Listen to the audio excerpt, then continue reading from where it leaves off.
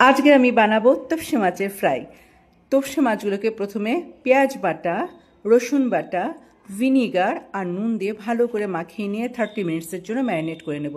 এরপর ব্যাটার বানাতে হবে। ব্যাটারের জন্য লাগবে কর্নফ্লাওয়ার, ডিম, রসুন বাটা, নুন, পেঁয়াজ বাটা আর বেসন।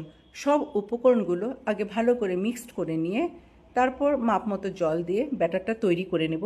ব্যাটারটা ভালো করে তৈরি করতে হবে, কারণ ব্যাটারের বানানোর উপরে ফ্রাইড টেস্টটা অনেকটাই ডিপেন্ড করে।